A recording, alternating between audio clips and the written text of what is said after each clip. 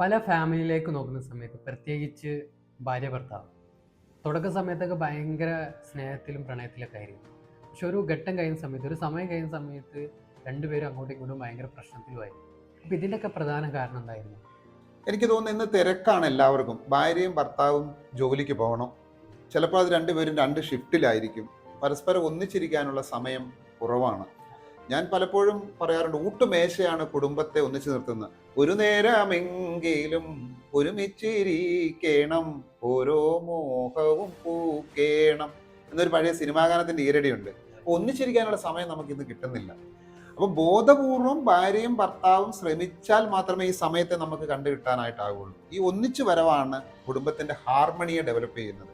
ഈ ഹാർമണി ഉണ്ടാവാൻ ഭാര്യ ഭർത്താവിനോടും ഭർത്താവ് ഭാര്യയോടും പറയേണ്ട ഒരു മാജിക് വേർഡുണ്ട്. I love you. ഞാൻ നിന്നെ സ്നേഹിക്കുന്നു എന്ന് ഭാര്യ ഭർത്താവിനോടും ഭർത്താവ് ഭാര്യയോടും എല്ലാ ദിവസവും വീഴാതെ മറന്നു പോകാതെ പറയാൻ കഴിയുമെങ്കിൽ തീർച്ചയായിട്ടും അവരുടെ ജീവിതം സ്നേഹമസൃണമായിരിക്കും, അവരുടെ ജീവിതം സന്തോഷകരമായിരിക്കും, അവരുടെ കൂടെ ജീവിക്കുന്ന മക്കളുടെ ജീവിതവും സുന്ദരവും സന്തോഷകരവും വിജയകരവുമായിരിക്കും. എനിക്ക് തോന്നുന്നത്, ഞാൻ തുടക്കത്തിൽ പറഞ്ഞതുപോലെ, ഈ തുടക്ക സമയത്തായിരിക്കും ഈ ഐ ലവ് യു എന്ന് പറയുന്നത് രണ്ടുപേരും കേട്ടിട്ടുണ്ടാവും അല്ലേ?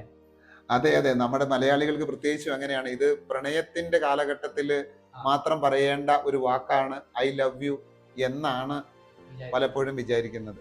ഞാനൊരു ചെറിയൊരു ഉദാഹരണം പറയാം. ഞാൻ കോഴിക്കോട് IMGയിൽ ക്ലാസ് എടുത്തുകൊണ്ടിരിക്കുകയായിരുന്നു. അപ്പോൾ റിലേഷൻഷിപ്പിനെ കുറിച്ച് ക്ലാസ്, എങ്ങനെ റിലേഷൻഷിപ്പ് ബിൽഡ് ചെയ്യാന്നുള്ള ക്ലാസ്സാണ് നടക്കുന്നത്. അപ്പം ദാമ്പത്യ ജീവിതത്തെക്കുറിച്ച് പഠിപ്പിച്ചുകൊണ്ടിരിക്കുമ്പോൾ ഞാൻ പറയും, നിങ്ങളെല്ലാവരും നിങ്ങളുടെ വാട്സപ്പ് എടുക്കൂ. വാട്സപ്പ് എടുത്തിട്ട് ഐ ലവ് യു എന്ന് മെസ്സേജ് ചെയ്യൂ. മെസ്സേജ് ചെയ്തോ ഇല്ലെന്ന് എനിക്കറിയില്ല. എന്തായാലും ഞാൻ പറഞ്ഞു കേട്ട ഒരു ഓഫീസർ മെസ്സേജ് ചെയ്തു. ഉടൻ തന്നെ മറുപടിയും വന്നു. അപ്പം അദ്ദേഹം തന്നെ ഞങ്ങളെ അത് വായിച്ച് കേൾപ്പിച്ചു. ഭാര്യയുടെ മറുപടി ഇങ്ങനെയാണ് സാറേ എന്ന്. എന്തായിരുന്നു ആ മറുപടി എന്നറിയണ്ടേ?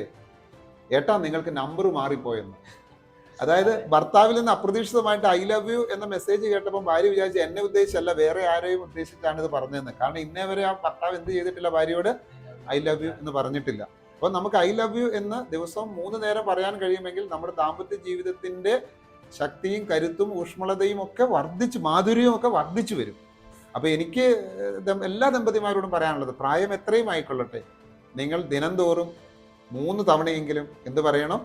ഐ ലവ് യു എന്ന് പറയുക. ഓക്കെ, ഐ ലവ് യു എന്ന് പറയണം. അങ്ങനെ നമ്മുടെ ദമ്പതിമാർക്ക് അതിന് കഴിയട്ടെ.